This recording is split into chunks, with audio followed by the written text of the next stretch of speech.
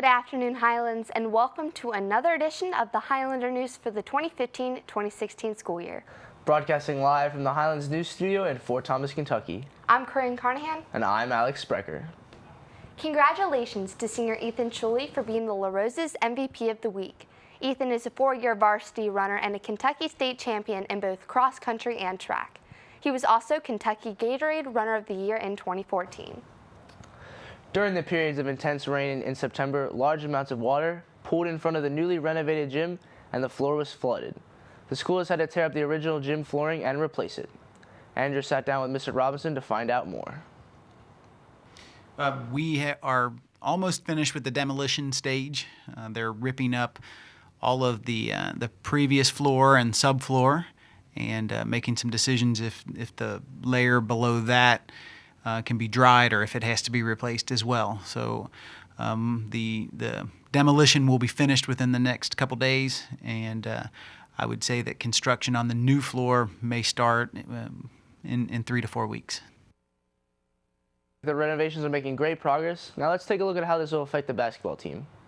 The biggest problem is just with practices. We have about 30 practices before our first game, so finding, facility for us to practice. So we're going to go out to NKU, practice there, and then also the middle school coaches have been nice enough to allow us to practice down in the middle school gym. Thanks, Andrew. We're all excited to see the final product of the renovations.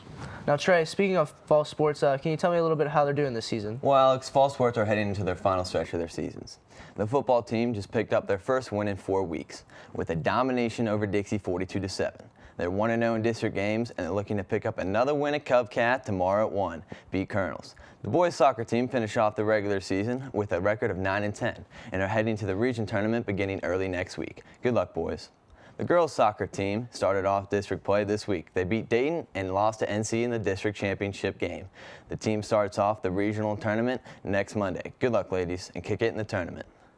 The girls and boys cross country teams are still ranked first in the state. Each team is having great seasons and are clear favorites to win state. The girls team just won the Northern Kentucky Athletic Conference meet, and Ethan Schuley is still ranked first in the Commonwealth and 20 in the nation. Keep up the great pace. The boys and girls golf team met it on a high note. Even though they didn't win the regional tournament, they each still finished with winning records, chipping their way to great seasons. The volleyball team is having an excellent year. We have more on the team.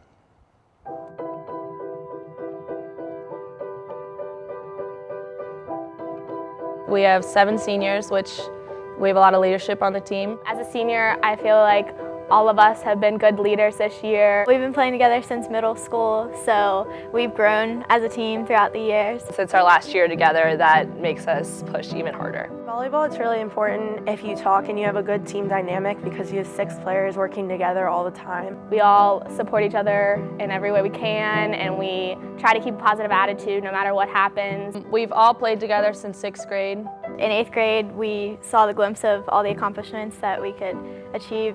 We've won some big tournaments with Cupcake, and this year we won Cake, which hasn't been done in like 7 years. I think it helps with a good team bonding, and we have a good relationship off the court, which helps on the court as well.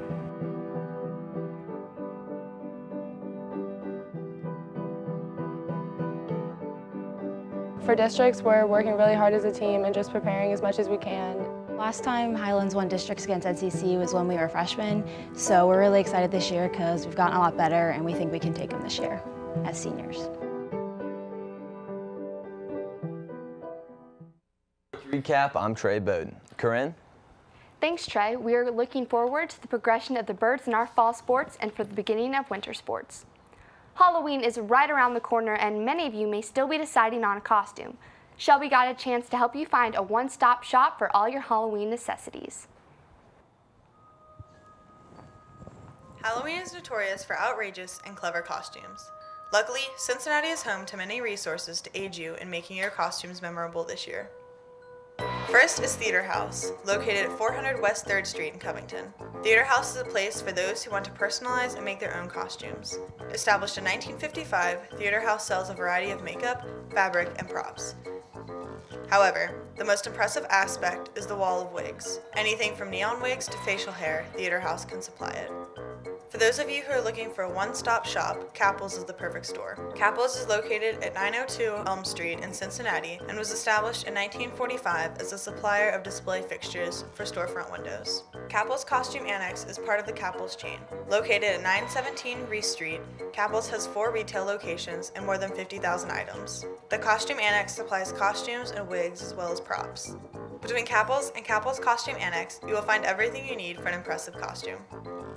If you are looking for a unique, one-of-a-kind costume, you may want to consider Costume Gallery at 638 Monmouth Street in Newport.